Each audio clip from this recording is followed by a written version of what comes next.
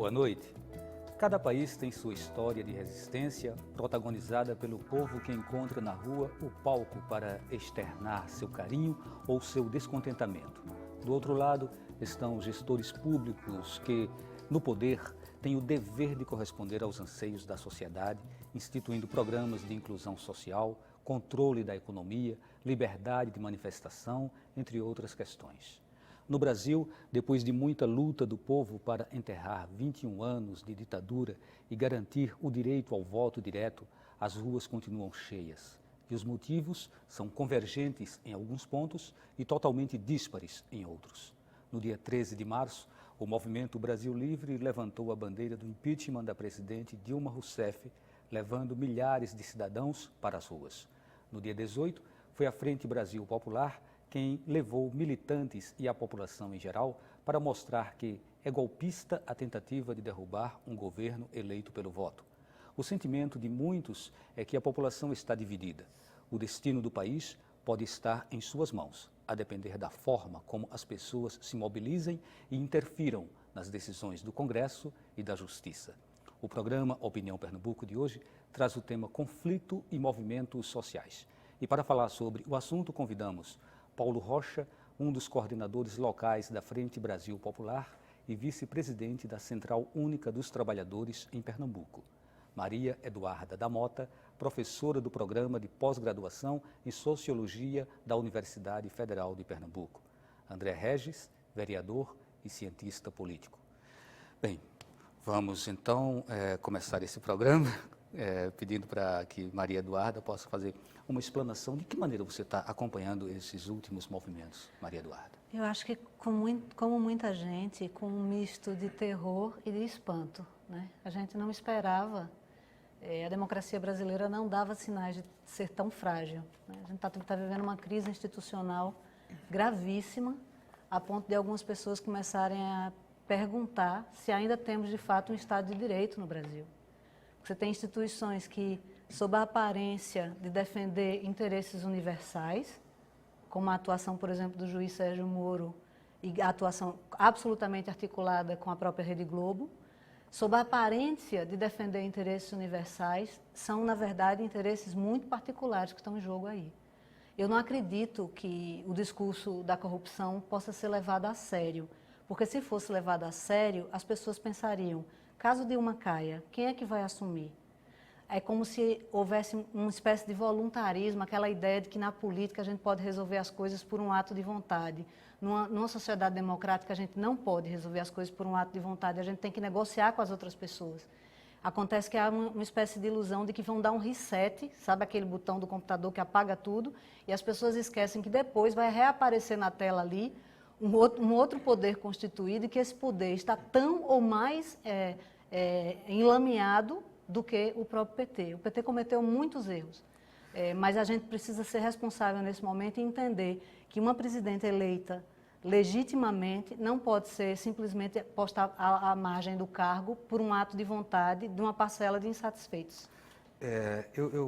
Na verdade, eu tinha uma expectativa de que nós pudéssemos fazer um debate menos politizado e mais analisando do ponto de vista sociológico e até antropológico o que são os movimentos sociais, né, e o que eles representam para a melhoria, né, do Estado de Direito de um país, enfim, né, qual é o papel da sociedade no que concerne a sua mobilização, o seu envolvimento nas questões que são norteadas do ponto de vista político, econômico, social, enfim.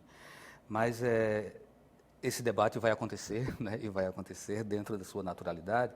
E aí eu pergunto ao vereador André Regis, o movimento Brasil Livre, ele tem realizado sistematicamente movimentações, né, tem mobilizado a população de uma forma sistêmica com um objetivo muito claro, que nesse momento se coloca como sendo o movimento da mudança de governo, né? A intenção de que haja uma substituição do governo que está aí por um outro governo que ninguém sabe ainda nem que governo seria.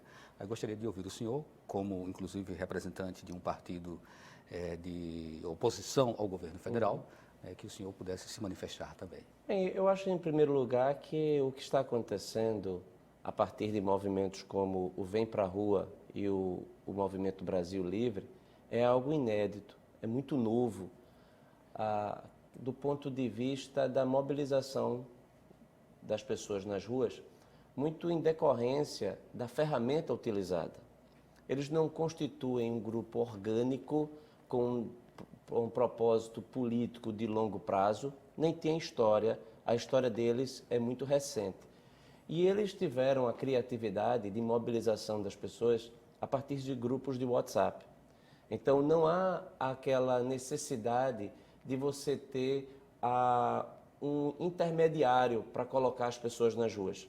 Isso era algo que era, de certa forma, monopólio dos partidos de massa, porque tinham movimentos sociais, então o partido mobilizava os movimentos sociais chamavam a sua militância, a militância ia para a rua. No caso do que a gente vê nos movimentos do Brasil Livre e do Vem para a Rua, nós tivemos 6 milhões de pessoas sendo colocadas nas ruas no domingo retrasado, a cálculos da PM menor do que 6 milhões, que foi o que o movimento indica, algo em torno de 3 milhões, dentro de uma lógica de redes sociais. Isso é novo. O que também motiva é uma causa, o impeachment. É um impeachment que hoje está sendo processado na Câmara dos Deputados, com o apoio, inclusive, agora do Conselho Federal da OAB, para a substituição de uma presidente da República que perdeu a legitimidade de governar ao se associar a práticas delituosas, tanto na sua eleição quanto na sua permanência associada ao Petrolão. O que nós estamos vivenciando hoje é uma crise de grande dimensão. Eu acredito que é explosiva até, com as revelações do conteúdo do ex-presidente Lula, numa completa falta de compostura, falta de ética, de moral, que foi pego a partir do momento em que ele manda o ministro da Fazenda silenciar auditores fiscais da Receita, onde ele manda o ministro da Casa Civil, Jacques Wagner, silenciar o ministro da Justiça ou substituir o ministro da Justiça para defender os seus interesses, quando ele ataca os delegados da Polícia Federal e também o juiz Sérgio Moro. Então, eu acredito que hoje nós estamos diante de ataques a instituições democráticas como o Ministério Público, Polícia Federal e a magistratura. Vamos ouvir o Paulo Rocha. Paulo, o movimento Frente Brasil Popular, né, quando ele vai às ruas, ele está buscando a defesa de um governo ou buscando a governabilidade? Boa noite, inicialmente. A Frente Brasil Popular ela foi constituída na perspectiva de dar unidade às forças de esquerda, sejam elas do campo partidário ou elas do campo mais amplo, do ponto de vista social. Então, ela tem uma pauta que transcende a questão do golpe. Nós entendemos que o governo federal recentemente colocou no debate uma pauta que é a pauta da direita, ou seja, um ajuste fiscal duro para cima da classe trabalhadora, medidas provisórias feitas em 664, 665, ano passado, também duro para cima da classe trabalhadora, e esse pacote gera desemprego. Volta a gente ter uma geração de desemprego que a gente não via desde a época de Fernando Henrique Cardoso. Só que a gente entende de que a democracia para a gente é um bem muito maior. Se a gente perde a democracia, toda a nossa pauta de luta, todas as conquistas, grande parte dela vai embora.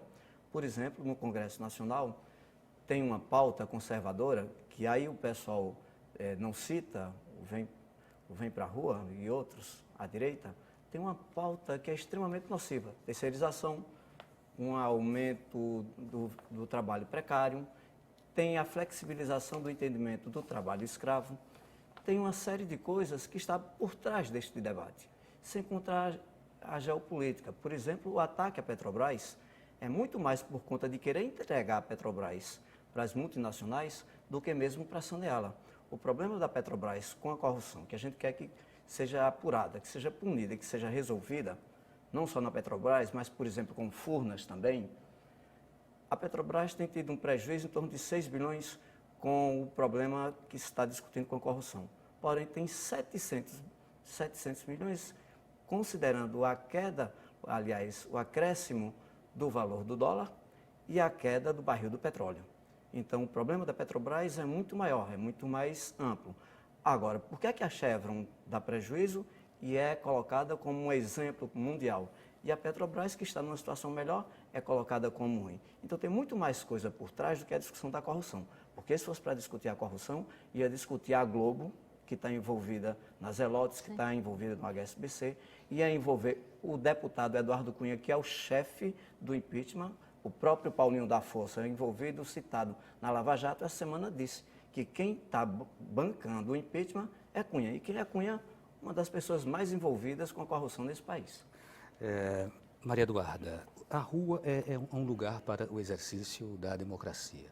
Quando as pessoas vão às ruas é porque elas estão em situação de conflito. Às vezes o conflito é com elas mesmas, às vezes o conflito é com a condição posta do ponto de vista político, né? E assim, o fato é que esse conflito parece existir. Nós estamos num momento de tensão. Esse momento, ele é importante para a democracia. Embora seja um momento de conflito, ele parece ser importante para a democracia. Agora, o que é preciso ser feito para que esse momento acabe não se transformando num problema para o país e não numa solução? Eu acho que o conflito, em primeiro lugar, ele sempre existiu. Apenas o que aconteceu nos últimos tempos foi a explicitação desse conflito, pelo fato de a gente ter tido governos durante 3 mandatos que fizeram benefícios para as classes populares. E esses benefícios para as classes populares afrontaram diretamente alguns interesses das elites brasileiras. Eu sou professora universitária. Eu entrei na UFPE em 2006. Eu posso lhe dizer com todas as letras, a composição social dos alunos da UFPE mudou.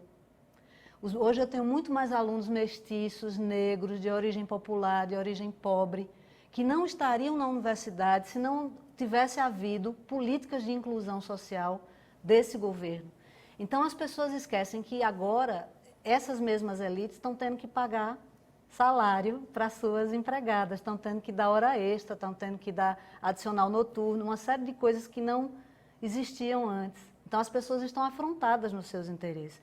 A questão toda é que no Brasil, em primeiro lugar, o Brasil é um país de uma desigualdade social obscena. Isso é reconhecido, mundialmente reconhecido. Quer dizer, poucas sociedades têm um abismo cultural e social e econômico tão grande entre as classes sociais do que o Brasil. O que é que aconteceu sempre? Essa desigualdade social ela foi naturalizada, ela foi vista como natural durante muito tempo. Nos últimos tempos, o fato desse conflito vir à tona, eu acho que é uma coisa saudável para a sociedade brasileira. Não dá para a gente acreditar, quando as pessoas falam de resgatar o país, não é pela oposição, é pelo Brasil. Mas o Brasil de quem, cara pálida? Porque esse certamente não é o Brasil da maioria. Esse não é o Brasil das pessoas que a gente está vendo reagirem a essa tentativa de golpe. André, os partidos que defendem o governo, inclusive os movimentos populares também, né, que estão dando apoio ao governo, têm utilizado o mote de que existe uma ameaça de golpe, né? Inclusive, o lema da última manifestação foi não ao golpe. As oposições, por sua vez, elas constroem todo um ideal, né? A partir de suas convicções. E o que é colocado o tempo todo é sempre o discurso de que nós estamos diante de um governo corrupto e a corrupção ela gera essa insatisfação que motivaria esse movimento que está posto na rua. Existe na visão dos partidos de esquerda, o que se dizem de esquerda, a ameaça do golpe. Como que vocês interpretam essa acusação de que está se tramando um golpe por parte da oposição ao governo? Não é mera uma estratégia de comunicação. A estratégia de se defender atacando e desqualificando o adversário. Mas, se nós formos à Constituição, em seu artigo 85, estão lá reservadas as hipóteses de impeachment. Em 1992, esses mesmos grupos que dizem que não se pode remover da presidência alguém que foi eleito democraticamente, foi para as ruas, e eu também estava nas ruas, contra um governo corrupto de Fernando Collor, que caiu em decorrência, inclusive, do que foi pego e que é muito pequeno em relação ao que é o mensalão, o petrolão. Eu até recordo, foi uma Elba, um carro que hoje seria um Palio, a que foi pego o presidente Collor. Com as delações premiadas, o que a gente viu, olha, a Operação Lava Jato já recuperou mais de 5 bilhões de reais. É algo real. Quem pegou a propina está devolvendo. Isso é algo inédito na história do Brasil. O impeachment é um recurso da população em defesa da democracia. É uma inversão. E é bom que se diga que os dados levantados pelo Instituto Datafolha, nesse último final de semana, indicam que 68% da população é favorável ao impeachment. Nesta semana, um órgão importante da sociedade brasileira, que é o Conselho Federal da OAB, decidiu apoiar o impeachment pelas bases já apresentadas na denúncia que foi feita por Hélio Bicudo, que é alguém nada mais, nada menos que um dos fundadores do PT. O que é uma acusação de que todo mundo que enxerga o crime e que quer defender o Brasil de criminosos que tomaram conta deste país, estabelecendo uma verdadeira cleptocracia, é acusado de golpista. Ora, 68% da população brasileira pode ser caracterizada de golpista? Claro que não. É um instituto previsto na nossa Constituição para remoção. É uma coisa também importante que a gente diga que legitimidade não se conquista apenas ganhando uma eleição. Não é para sempre que você conquista, você tem que manter. E o que está em jogo também, que a gente precisa colocar, é que o TSE... Eu diria que concluísse sua fala. Só para concluir. Então, tem um processo de impeachment e tem um processo no TSE, porque está caracterizado que a presidente Dilma Rousseff foi eleita com dinheiro do Petrolão, já denunciado por seu líder no governo e também por todos os empreiteiros que disseram que cometeram. Então, democracia vereador, combina com isso? Ok, vamos fazer um intervalo, daqui a pouquinho a gente volta com esse nosso debate. Você pode participar do programa enviando perguntas ou dando sua opinião pelo e-mail opiniãotvu@gmail.com, pelo telefone 3879-5444 e também pelas redes sociais no Twitter e Facebook.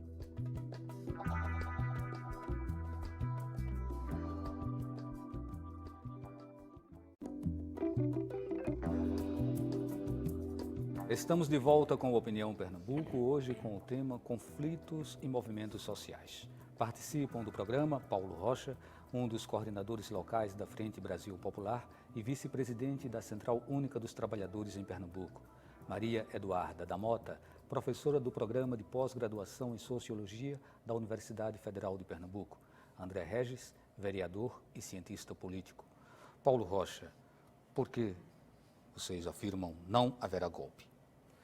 Porque a gente tem uma avaliação de que nós estamos num processo de mobilização diferente do que ocorreu em 64, por exemplo. A direita brasileira tem tomado conta desse país praticamente todos os anos da existência desse país. Esse país foi invadido em 1500 e de governos populares, a partir, notadamente, da República, nós tivemos o governo de Lula e Dilma, João Goulart e Getúlio Vargas, a gente pode dizer uma parte no segundo governo de João Goulart e um governo progressista, desenvolvimentista de Juscelino Kubitschek. Todos esses governos eles foram tensionados, foram colocados como corruptos, depois foi provado que não. Então o que se está em jogo hoje é a discussão de envolver, de avançar nas conquistas sociais. Nós temos hoje uma avaliação de que em 64, por exemplo, se tivesse a internet, a gente não teria, talvez, permitido o golpe. Então, o que a Globo faz hoje, convoca, passa 24 horas por dia, convocando as pessoas para irem às ruas, a gente não tem esse instrumento. E outras mídias também, de grande repercussão na sociedade, terminam também copiando a Globo. Então, as manifestações que ocorrem, dia 13, não sei o quê, não são manifestações porque o Zap chamou, porque a internet chamou. É porque teve um jogo pesado na imprensa, convocando a manifestação, colocando a sociedade, inclusive, num patamar de muito conflito, ampliando o conflito. Nós, quando vamos para as ruas, nós vamos defender os nossos direitos, a manutenção dos nossos direitos e a vida. Todas as manifestações dos outros, todos os dias, tiveram violências. Solicitando a morte de presidente, de ex-presidente, a morte de não sei de quem, chamando as pessoas negras, detratando pessoas negras, todas elas deram exemplo do que se quer com essas manifestações, que não tem controle, em que os grandes contribuidores político e econômico, por exemplo, o governador Alckmin, que liberou catraca em São Paulo, do metrô, para as pessoas irem à manifestação, ele, ao subir num carro, a mesma coisa que a Aécio, eles foram rechaçados. Isso significa dizer a fluidez que tem no movimento, que uns defendem a ditadura militar abertamente, claramente, outros defendem a morte, que se mate. Por que é que fulana de tal não foi morta durante a ditadura? A gente tem uma pauta diferente. A gente quer acabar com a corrupção, mas para isso tem que ter processos que acabem com a corrupção e a gente precisa avançar nos direitos sociais. Maria Eduarda, qual é o lugar e o papel da mídia numa situação de conflito como a que estamos vivendo? A mídia está no centro desse fenômeno. A mídia é uma das instituições que tem atuado de uma maneira extremamente enviesada em favor do golpe contra a presidente Dilma. Eu acho que isso coloca, inclusive, em pauta o problema da democratização da mídia no Brasil. A gente precisa ter a multiplicação de vozes, porque as pessoas ficam lá escutando o William Bonner dizer toda noite, só batendo no PT, e as pessoas não têm, no caso do Brasil, outras fontes de informação. As pessoas dependem muito da mídia eletrônica, do rádio, da TV, e são grandes famílias riquíssimas que controlam os meios de comunicação no Brasil. A Globo, por exemplo, tem um interesse especial em derrubar esse governo, porque a Globo tem um problema de sonegação fiscal importantíssimo, que pode ser levado adiante, pode ser processado, pode ter que pagar muito dinheiro. Então, tem muitos interesses envolvidos e as pessoas acham que não, que aquela voz ali é uma voz neutra, que está falando pelo bem do país. Eu gostaria de ser otimista como o Paulo.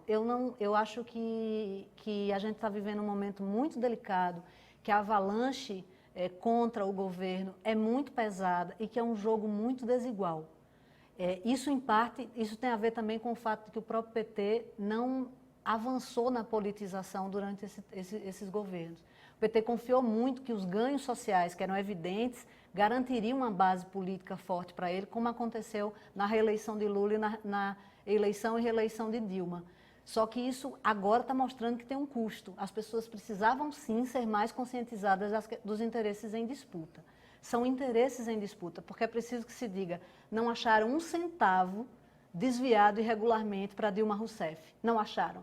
No caso de Lula, estão tentando, de todas as maneiras, provar que ele é dono daquilo que ele diz que não é, que é o danado do sítio e o triplex em Praia Grande. Então, na verdade, Dilma está sendo processada nesse exato momento no Congresso pela questão das pedaladas fiscais, que é uma maneira, sim, equívoca de apresentar as contas públicas. É uma maneira que não é a mais transparente, não é a desejável de fazer a contabilidade do governo.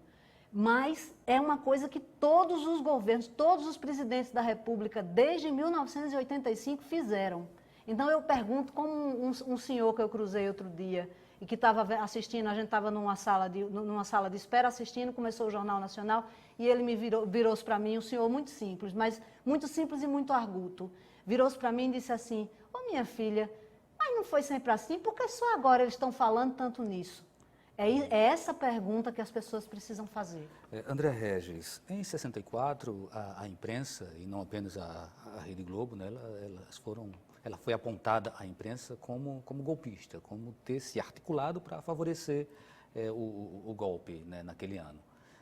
E isso se repete nos tempos atuais. A população, parte da população entende, né, como nós podemos ouvir aqui dos dois convidados, entende que há uma manipulação das informações, que o jornalista não tem a sua liberdade de expressão, que ele reza numa cartilha, que é uma cartilha com o objetivo exatamente de trazer esse golpe, ou seja, atender aos interesses de uma elite, de uma oligarquia que estaria querendo se apropriar novamente do palácio. Bom, então esse é o discurso. Na tua opinião, esse discurso é equivocado ou, de fato, a imprensa ela estaria se mostrando muito tendenciosa nesse momento? Na minha concepção, é totalmente equivocado. Nós temos uma imprensa livre. Nós temos articulistas escrevendo nos principais jornais com posições completamente antagônicas sobre o mesmo fato. Nós temos uma pluralidade de canais de televisão, de emissoras de rádio. Nós temos uma possibilidade do leitor, do ouvinte, do telespectador selecionar aquela que tem maior afinidade. E não é culpa da imprensa os fatos. Por exemplo, nós temos duas grandes revistas de circulação nacional, a Veja e por exemplo, a Carta Capital. Recentemente, as gravações que foram pegas com o presidente Lula, ele pede ao Jacques Wagner, informa, olha, ligue para o Mino Carta, que eu quero um artigo dessa forma. Ele pede para que Mino Carta escreva um artigo em defesa do governo. Interferência dele direta. A Veja... Na sua opinião, havia necessidade de expor para a população aquelas ligações no momento de investigação, no momento em que tudo estava já muito tenso? Essa é outra pergunta muito importante. Nós temos aí, para concluir o argumento e pegar esse, no caso da Veja, todas as vezes que a Veja vazava informações do tipo que os empreiteiros iriam delatar, todo mundo negava. Na eleição passada, quando Paulo Roberto Costa foi o primeiro a falar e o Albert Youssef da Petrobras, num primeiro momento se negou.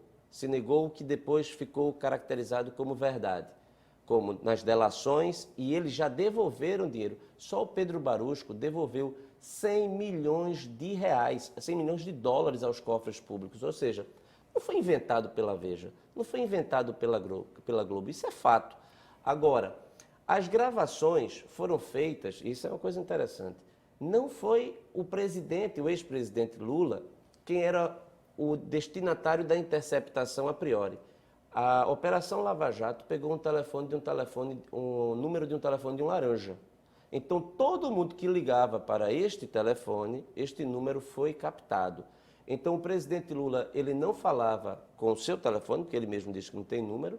A presidente Dilma Rousseff liga para ele, todos os ministros ligam para ele, no telefone que não há identificação de origem.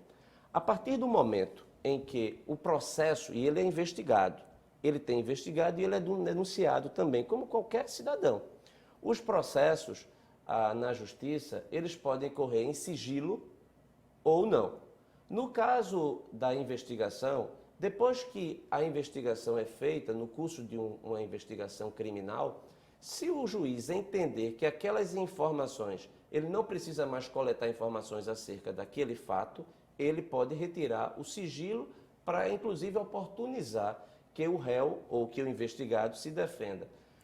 A discussão básica... Honestamente e objetivamente, que interesse isso poderia despertar na população, a não ser o interesse midiático? Não, é muito sério o que foi colocado nas gravações. Você tem uma pessoa que está sendo investigada procurando obstruir a justiça. A partir do momento que o presidente Lula, ele liga para o ministro da Casa Civil e pede para ele falar com a ministra Rosa Weber do Supremo, para falar com o ministro Ricardo Lewandowski, isso indica que ele estava desempenhando um papel dentro de um arcabouço de circulação de alguém que está sendo investigado com o claro objetivo de obstruir a justiça.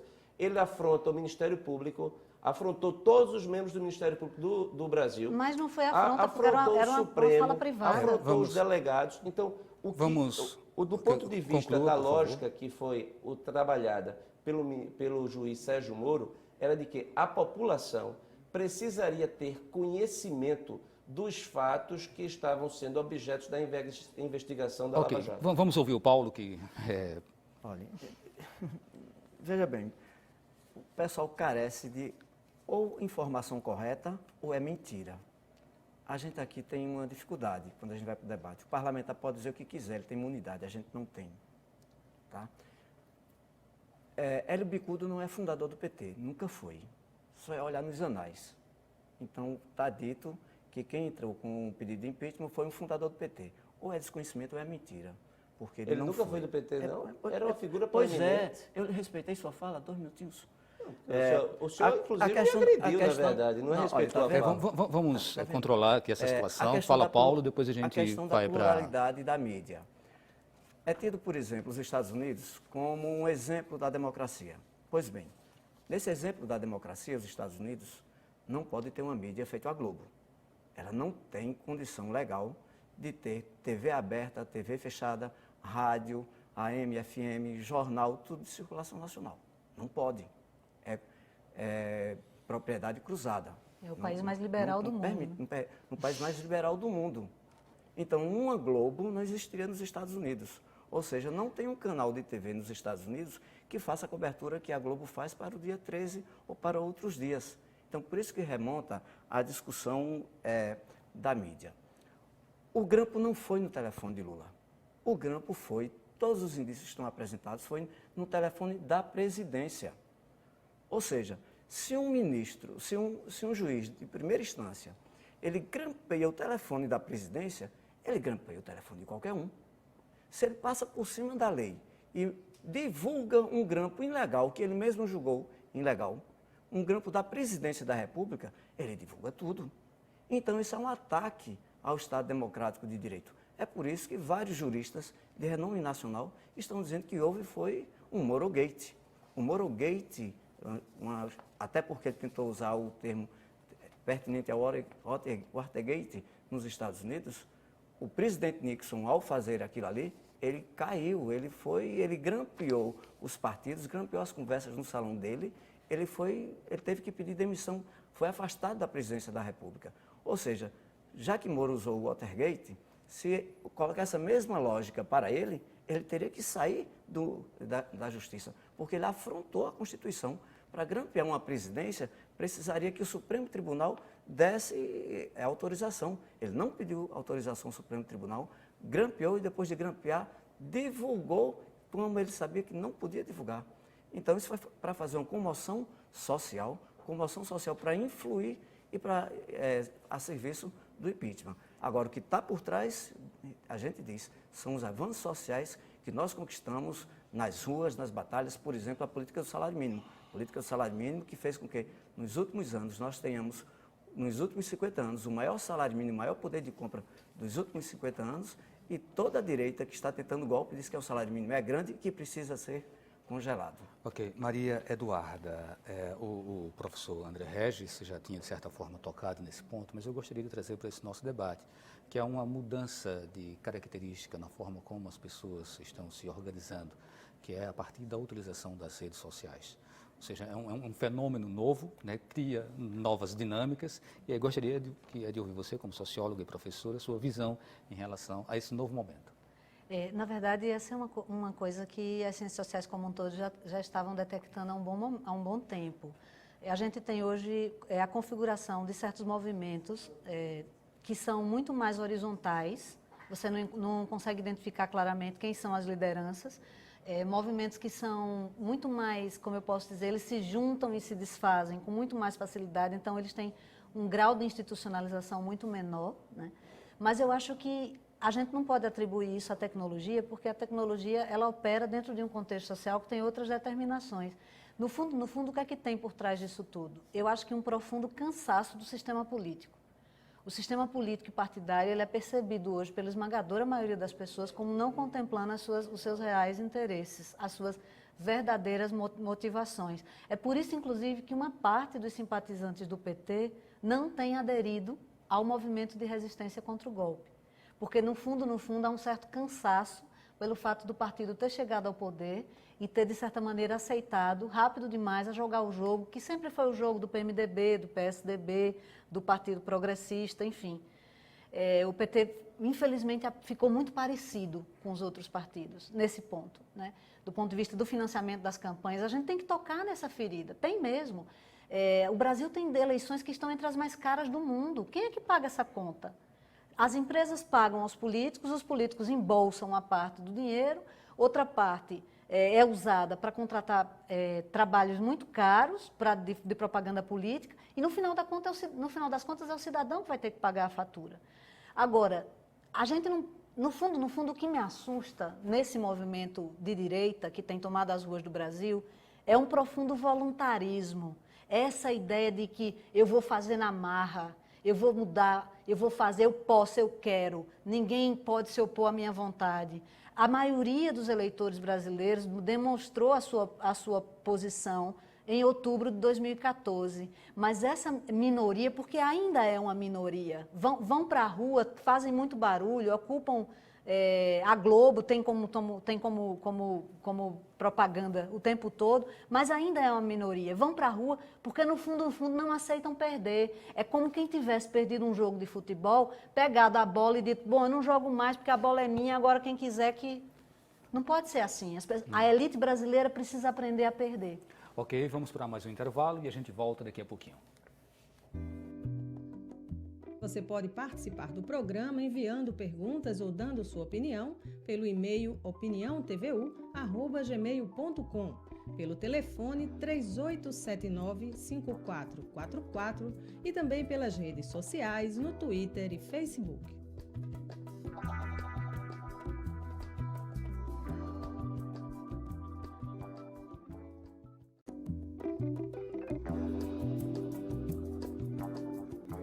Estamos de volta com o Opinião Pernambuco, hoje com o tema Conflito e Movimentos Sociais.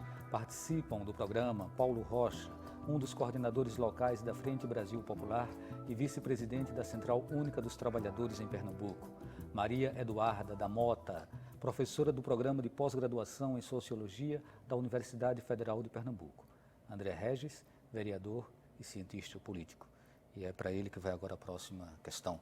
André, no dia 13, foram para a rua, junto ao Movimento Brasil Livre, o governador de São Paulo, Geraldo Alckmin, o senador Aécio Neves e mais outros políticos do PSDB. E fica muito claro que o Movimento Brasil Livre ele tem uma tendência política que está aliada a partidários, a partidos da oposição ao governo federal. Já no dia 18, a gente tem a presença de Lula na Avenida Paulista. Ou seja, quase sempre a gente vai ver associados aos movimentos os políticos. O político está sempre muito presente naquilo que é articulado pelos movimentos sociais. Qual a tua visão sobre isso? É preciso ser assim mesmo? Tem que ser desse jeito? O Brasil não é um Egito, onde há necessidade de você derrubar um regime ditatorial para se construir uma democracia representativa, onde tenha instituições. O Brasil tem as instituições. Não podemos dispensar, não podemos simplesmente ir para as ruas pedindo a derrubada do sistema, da democracia. As pessoas estão indo para as ruas com um propósito, uns defendendo o governo, outros querendo que haja a aplicação da Constituição para a derrubada de uma presidente que suba no seu lugar o vice-presidente que foi eleito com ela. Diga-se de passagem isso. Quando se elege um presidente, elege-se um vice-presidente para hipótese também de impeachment. Então, o primeiro momento, isso é importante que seja dito, esses movimentos que foram muito associados às novas tecnologias, isso é absolutamente novo, a capacidade de mobilização, inclusive eles trabalham marcando uma data e convocando as pessoas, e aí as pessoas vão se motivando, e que geralmente também a motivação ela acontece na medida em que, se houver um fato político que canalize mais pessoas para as ruas, isso, no primeiro momento, esses movimentos eram refratários à presença de políticos, para que não fosse dada a característica de que ali estavam os partidos, porque ali era o cidadão que não tinha afinidade nem com A, nem com B, com C, embora tenha votado em A ou tenha votado em B. Então, sendo que o que eu percebo é que, com o passar do tempo, a partir da terceira manifestação de convocação da população para as ruas, eles chegaram à conclusão de que, e o pós-rua? Porque tudo bem, a gente chama para ir para a rua, as pessoas vão, as pessoas se vestem de verde e amarelo, criticam, pedem a saída do governo, mas não há uma sequência. E essa sequência, ela deve ser dada pelo meio político. E o meio político são os partidos políticos, e os partidos políticos se organizam dessa forma. O que eu vejo é que também nós vivemos uma crise muito grande dos partidos políticos e que os partidos políticos estão aprendendo também a lidar com esse novo movimento. Mas o que eu vejo é muito bonito em termos das pessoas indo para a rua para levantar as suas causas, suas bandeiras. Paulo Rocha, dá para dissociar a presença do político das manifestações? Olha, é muito complicado, se faz tipo o que está acontecendo com o pessoal que tem chamado golpe, se faz sem a participação política, se colocando como apolítico. Porque isso deságua em levar um Messias, é levar um Salvador. E isso a gente já viu exemplos catastróficos na humanidade. Por exemplo, com a República de Weimar na Alemanha, a partir de muita dificuldade econômica, falta de representatividade dos governos, assumiu Hitler. E Hitler teve uma postura que, dentro da discussão de quem pede o impeachment, tem muita coisa parecida. É o pensamento único, é a pessoa que vai salvar, a gente vai varrer daqui todos os que vistam qualquer cor diferente da minha. E foi uma campanha de ódio, deu na matança de muito judeu e de muita gente que pensasse diferente. É isso, e com muita campanha de mídia, com muito apoio da mídia. É coisa muito semelhante ao que está acontecendo hoje no Brasil. Então é importante que afirme as instituições, e afirmar as instituições, todas elas, as sindicais, as políticas, significa dizer a gente manter a democracia e a coisa diferenciada. O lugar dos movimentos é também lugar dos políticos. Eu sou professor e eu digo que todo mundo é um ser político. Toda vida eu disse para os meus alunos, se você faz política querendo ou não querendo, faça querendo. Nós temos aqui algumas perguntas, uma delas é do Josimar, aliás, é do Edivan, de Tegipió. Ele pergunta qual a diferença do impeachment de Collor para o impeachment de Dilma. O professor André Regis já tinha feito a colocação dele, aí você, Maria Eduarda, eu gostaria que você falasse, mas também rapidinho, né, porque o nosso tempo realmente está muito curto. Collor era um aventureiro que chegou no poder por causa justamente da crise do sistema partidário na década de 80, a partir da redemocratização. Dilma foi eleita a partir da articulação de vários movimentos sociais e de um partido que tem uma militância sindical histórica, portanto, que é representativa de setores muito claros da sociedade brasileira. No caso de Collor, os escândalos de corrupção desaguaram diretamente na pessoa dele. No caso de Dilma, não. No caso de Dilma, esses escândalos, na verdade, são a tentativa de aproveitamento de um procedimento que outros governos fizeram, mas que quando eram outros governos estava tudo bem e agora é pretexto para pedirem um impeachment. Maria Eduarda, tem outra pergunta do Carlos Alberto do Janga. Caso haja impeachment, quem assumiria? Teríamos outra eleição? André? Se houver o impeachment, assume o vice Michel Temer. Esse é que é o processo. Ele foi eleito para isso. Nós temos uma república que é presidencialista e que é natural. Agora, é importante, já aproveitando uma complementação para efeito até da compreensão da crise, que se os dois caírem pela via do TSE, que eles estão sendo julgados no TSE numa ação em decorrência ainda da eleição de 2014, perdendo os dois, aí será convocada uma nova eleição em 30 dias, se isso for até dezembro deste ano. Passando de dezembro deste ano, nos 2 últimos anos de mandato da atual presidente Dilma Rousseff, a eleição será indireta pelo Congresso Nacional em 30 dias.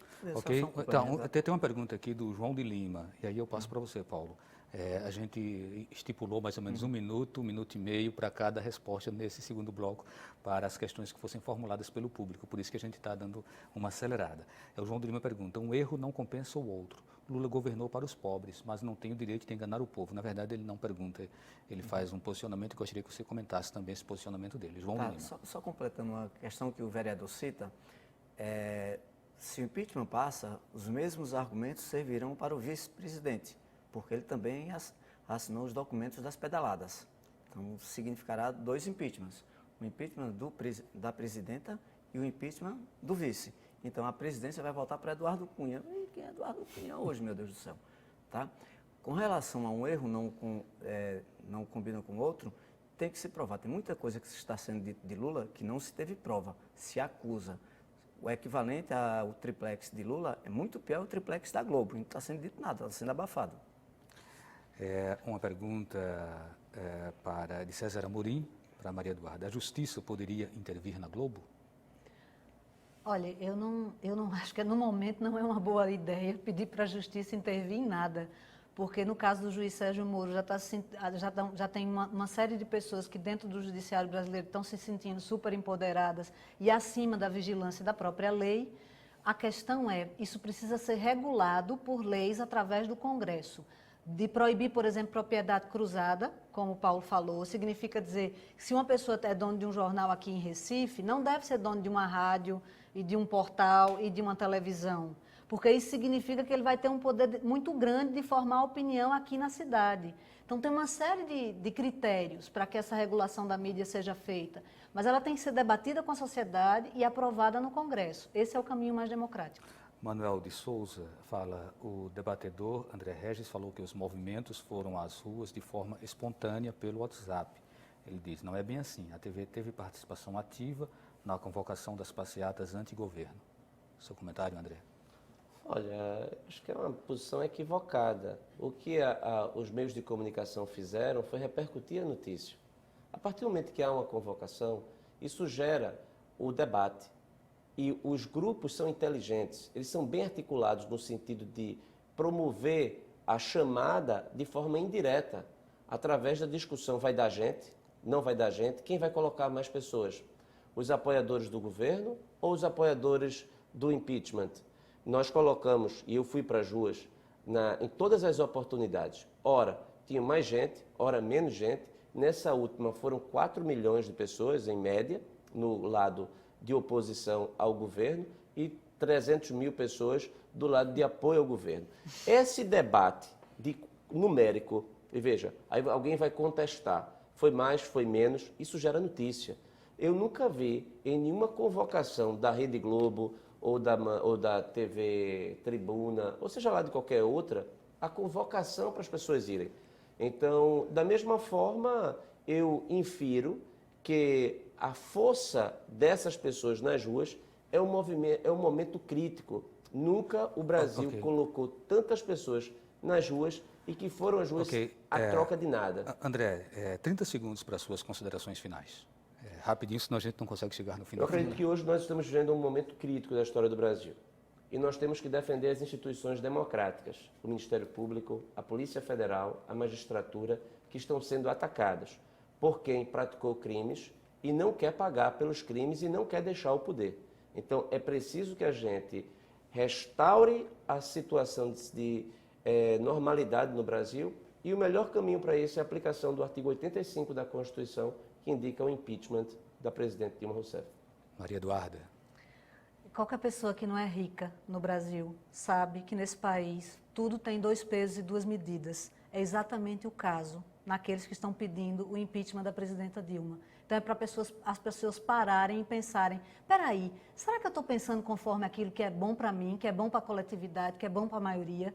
É muito importante que as pessoas façam essa reflexão, porque se depender dos meios de comunicação corporativos, essa informação não vai chegar. Ok, Paulo? Quem vai dar o golpe não avisa, ele seduz, ele diz outra coisa. Então você tenha cuidado, por trás do golpe tem um profundo ataque ao direito das classes trabalhadoras. Flexibilizar o que se entende por escravidão, terceirização, ampliação de jornada de trabalho, retirada do FGTS, 13º, aviso prévio, uma série de coisas. Portanto, fique cuidado, porque por trás do golpe tem muita coisa ruim para a classe trabalhadora. Ok, muito obrigado, André. Muito obrigado, Maria Eduarda. Muito obrigado, Paulo. Obrigado a você que nos acompanhou também, a vocês que mandaram perguntas. Enfim, obrigado a todos, uma boa noite e até o próximo programa.